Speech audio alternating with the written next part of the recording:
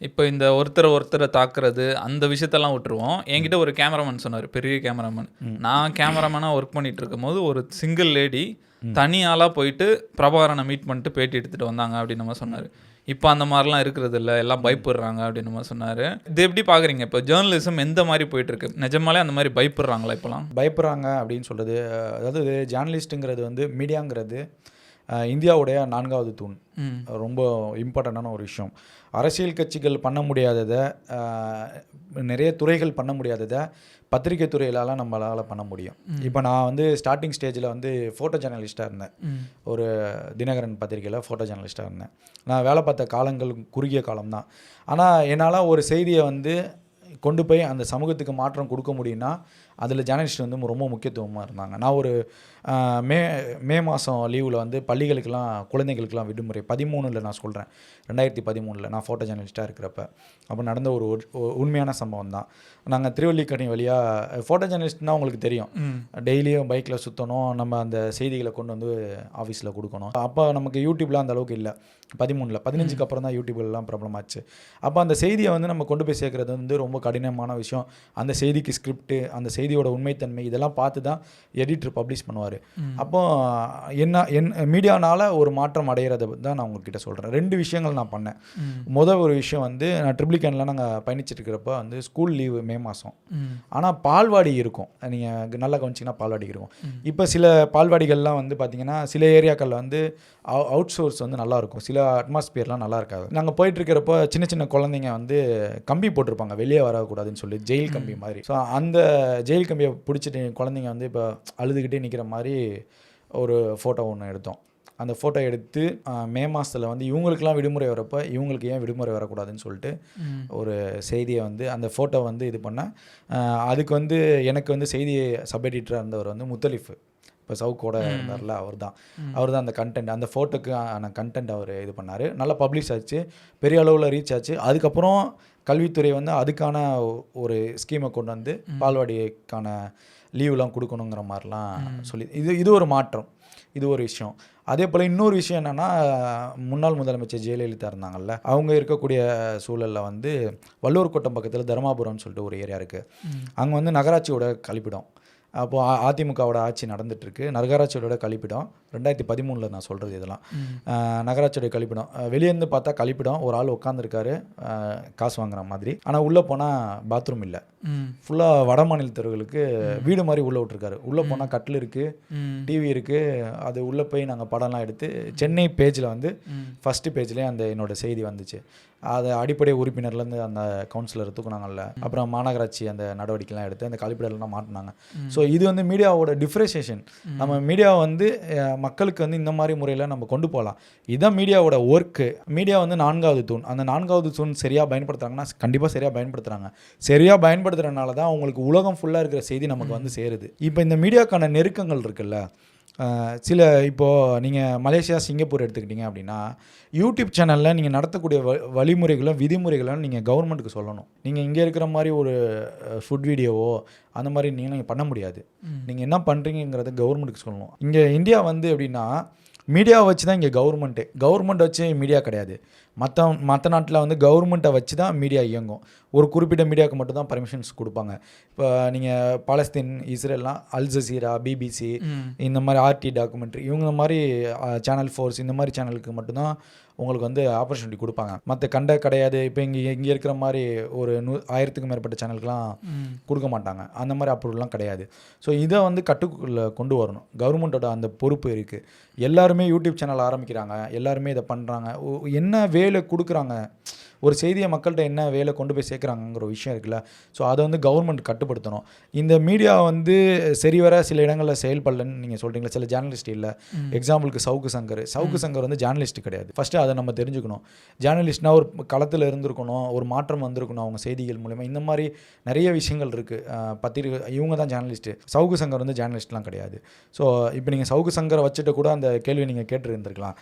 சவுக்கு சங்கர் வந்து ஒரு media lobby பண்ணியிருக்காரு. நான் உன்னோட செய்தியை வந்து எனக்கு அந்த செய்தி எனக்கு தெரியும், நான் வந்து அவனோட செய்தியை வெளியிட்டுருவேன், அந்த வெளியிடாமல் இருக்கிறதுக்கான நீ எனக்கு பணம் கொடு, அந்த லாபியை அவர் யூஸ் பண்ணியிருக்காரு. 2வது சவுக்கு சங்கர் வந்து ஏன் சோர்ஸ் கொடுக்குறாங்களாங்கிற மாதிரி கேட்குறீங்கல்ல, மீடியாவுக்கு சோர்ஸ் வரும். சேட்டலைட் சேனல்ஸு, மெயின் ஸ்ட்ரீம் மீடியாவுக்கு, பிரபலமான யூடியூப்களுக்கெல்லாம் கண்டிப்பாக சோர்ஸ் வரும். அது ஒரிஜினல் சோர்ஸ், அதில் மாற்றுக்கிறது கிடையாது. ஆனால் இவங்களுக்கு வரதெல்லாம் இந்த மணி ரிலேட்டடான சோர்ஸு. இப்போ இவங்க சவுக்கு சங்கர் மாதிரி ஆட்கள் பண்ண வேலையினால தான் இந்த ஜேர்னலிஸ்ட்டுங்கிற அந்த துறை வந்து ரொம்ப கேவலமாக போயிடுச்சு, ரொம்ப அவமானமாகவும் போயிடுச்சு. இது ஒரு பக்கம் இருக்கட்டும். இப்போ ஜேர்னலிஸ்ட் வந்து ஒன் சைடாக செயல்படுறாங்க. நீங்கள் நல்லா நோட் பண்ணுங்கள், ஒரு லாபி ஒன்று இருக்குது, அந்த லாபியை ஃபாலோ பண்ணால் மட்டும்தான் என்னோட சேனல் வந்து வியூஸ் போகுங்கிற ஒரு கான்செப்ட்டுக்கு வந்துடுறாங்க. நான் வந்து ஒன் சைடாக ஒரு பார்ட்டிக்கு ரிலேட்டடாக, ஒரு கொள்கைக்கு ரிலேட்டடாக எந்த சேனல் வந்து ஸ்டார்ட் பண்ணி போகுதோ அந்த சேனல் மட்டும் தான் வியூஸ் அதிகமாக வரும், அந்த சேனல் மட்டும் தான் சப்ஸ்கிரைப் அதிகமாக வரும். நான் பிஜேபிக்கு சப்போர்ட்னா போய் பாருங்களேன், பிஜேபி ஒரு கோடி ஃபாலோவர்ஸ்லாம் இருக்காங்க யூடியூபரில், ஆனால் அது எல்லாமே நல்லா வியூஸ் போகும். நீங்கள் டிஎம்கேக்கு அகேன்ஸ்டாக போய் பாருங்கள், டிஎம்கேக்கு சப்போர்ட்டாக போய் பாருங்களேன், அந்த இதெல்லாம் நல்லா போகும். ஏடிஎம்கேக்கு சப்போர்ட்லாம் பாருங்கள், நல்லா போகும். ஸோ இந்த செட்டப்புக்கு வந்து ஒரு ஜேர்னலிஸ்ட் டீமே வந்துருச்சு. நீங்கள் என்ன தான் ரூலிங் கவர்மெண்ட் வந்து தப்பு செஞ்சாலும் அதை பற்றி சில ஜேர்னலிஸ்ட் பேச மாட்டாங்க. அதை நீங்கள் நல்லா நோட் பண்ணணும். என்ன தான் நல்லது பண்ணாலும் சில ஜேர்னலிஸ்ட் அதை வந்து ஆப்போசிட்டாகவும் பேசுவாங்க. இந்த விஷயங்கள்லாம் மாறிடுச்சு, காலப்போக்கில் இதெல்லாம் மாறிடுச்சு. இப்போது நீங்கள் நிறையா ஜேர்னலிஸ்ட்டுன்னு சொல்லிட்டு நிறைய யூடியூப்பில் பார்க்குறீங்கல்ல, அவங்க இப்போ கரண்ட்டில் இருக்காங்களாங்கிறத நீங்கள் பார்க்கணும். எல்லா ஜேர்னலிஸ்ட்டுமே இப்போ கரண்ட்டில் இருக்காங்களா, ஏதாவது ஒரு மீடியாஸில் ஒர்க் பண்ணுறாங்களாங்கிறத பார்க்கணும். அவங்களுக்கு ரிட்டையர்டு ஜேர்னலிஸ்ட்டு அவங்களுடைய அனுபவங்களை இப்போ ஷேர் பண்ணிட்டுருக்காங்க. நாளைக்கு தொலைநோக்கு பார்வையில் என்ன நடக்குங்கிறத பகிர்ந்துட்டுருக்காங்க. ஸோ அந்த ஜேர்னலிஸ்ட்லாம் வந்து பார்த்திங்கன்னா ரிட்டையர்டு ஜேர்னலிஸ்ட்டு, அவங்க மணி வாங்கிட்டு தான் பேசுகிறாங்க. மணி வாங்காமல் எந்த ஜேர்னலிஸ்ட்டு பேசுகிறது இல்லை. அது வந்து கேட்டிங்கன்னா டிரான்ஸ்போர்ட்டுக்காக வாங்குறேன், அதுக்காக வாங்குறேன்னு சொல்கிறாங்க. அந்த கருத்துக்கள்லாம் மக்கள் எடுத்துக்கிட்டு ஜேர்னலிஸ்ட்டை வந்து தப்பாலாம் பேச முடியாது. இப்போ என்னோட கேள்வி என்னென்னா, அப்போ மக்கள் எதை தான் பார்க்குறது, எதை பார்த்து இது கரெக்டான நியூஸ்ன்னு கண்டுபிடிக்கிறது? இல்லை, நீங்கள் அதுதான் நான் சொல்கிறேன்ல, உங்களுக்கு மக்கள் வந்து ஜேர்னலிஸ்ட்டை வந்து முழுமையாக நம்புங்கலாம் நான் சொல்ல மாட்டேன், முழுமையாக நம்பாமலும் இருக்காதீங்கன்னு சொல்ல மாட்டேன். இப்போ கள்ளக்குறிச்சி விஷயம் நீங்கள் பார்த்தீங்கல்ல, அதில் ஏகப்பட்ட வீடியோஸ் வந்துச்சு. குறிப்பாக ஒரு லேடி ஒன்று இருக்கும், ஒரு மூத்த பத்திரிக்கையாளர், அவரோட சேனலில் வந்து அந்த செய்தியை போட்டிருப்பார். அந்த லேடி வந்து அண்ணாமலை கூட வரப்போ ஒரு ரியாக்ஷனும், இன்னொருத்தவங்க கூட ஒரு ரியாக்ஷனும், இந்த மாதிரி 3 செக்டர் ஆஃப் பீப்புள்ஸ் இருக்காங்கல்ல, இந்த வியூஸை கொண்டு அந்த ஜேர்னலிஸ்ட்டை வந்து நம்ம குறை போடக்கூடாது. புரியுதா? இந்த மாதிரி விஷயங்கள்லாம் இருக்குது. செய்திகளை அதிகமாக பார்க்கணும். இப்போது நான் விஜயோட இந்த அரசியல் நீங்கள் இப்போ கேட்டிங்கல்ல, இந்த அரசியலை வந்து 3 months பிஃபோர் என்ன நடந்ததுங்கிறத பார்க்கணும், வெற்றி கழகத்தோடது. நீங்கள் அதை கண்டினியூஸாக நீங்கள் பார்த்துட்டு வந்தீங்கன்னா இந்த இன்னைக்கு பப்ளிஷ் ஆகிற இந்த நியூஸ் இருக்குல்ல, உங்களுக்கு அந்த கம்பேரிசன் கிடச்சிரும். அப்போ எந்த செய்தி வந்து உண்மையாக இருக்குங்கிறத மக்கள் ஈஸியாக புரிஞ்சுக்கலாம். அந்த மீடியா தப்பாக செய்தி வெளியிடுறாங்களா, ஏன் நீங்கள் பார்க்க வேண்டிய அவசியமே கிடையாது. அதை புறந்தள்ளிட்டு போங்க. அதில் நீங்கள் இம்பார்ட்டன்ட் கொடுக்கணும் அவசியம் இல்லை. உங்களுடைய கருத்தை நீங்கள் மக்கள் தான் ஷேர் பண்ணணும். கருத்து சுதந்திரங்கிறது எல்லாத்துக்குமே இருக்குது. 3 மாதத்துலேருந்து நீங்கள் ஒரு செய்தியை பாருங்கள், அந்த செய்தியை இன்றைக்கி கரண்ட்டில் வந்து எந்த மீடியா வந்து டிஃப்ரெண்ட் நிறையா இருக்கும். ஒவ்வொரு நியூஸ் பேப்பருக்கும் ஒவ்வொரு ஹெட்லைன்ஸும் டிஃப்ரென்ஸ் நிறையா இருக்கும். அந்த 3 மாதத்துக்கும் இந்த செய்திக்கும் உள்ள கம்பேரிசன் எது கரெக்டாக இருக்குங்கிற மக்களே தீர்மானிக்கலாம். இது ஒரு பெரிய விஷயம்லாம் கிடையாது. தீர்மானிச்சுட்டு உங்களை தவறு, இந்த மீடியா தப்பாக செய்தி வெளியிட்டிருக்காங்க, உங்களோட கருத்தை பதிவு செய்யுங்க. அந்த மீடியா திருந்தும். மீடியாவை திருத்துறது மக்களோட பொறுப்பு. மக்கள்கிட்ட அந்த பொறுப்பு இருக்குது, மக்களுக்கு அந்த உரிமை இருக்குது, மக்கள் அதை செய்யணும்னு தான் நான் சொல்கிறேன். நீங்கள் ஒரு செய்தியை இன்றைக்கி வந்து இந்தியா ஃபுல்லாக பெரிய ஸ்கேம் அது. அந்த ஸ்கேமை வந்து நீங்கள் ஒரு ப்ரைவேட் யூடியூப் சேனலில் ஒரு தனியார் ஒரு நபர் வந்து துருவராத்தையாக இருக்கட்டும், மூத்த ஜேர்னலிஸ்ட்டு, இவங்களாம் வந்து வெளியிட்டு வராங்க. அந்த செய்தியை நீங்கள் கண்டினியூவாக பாருங்கன்னு நான் சொல்ல வரேன். ஏன் May 4 எக்ஸாம் நடந்துச்சு, May 5 வந்து எக்ஸாம் கேன்சல்னு வருது.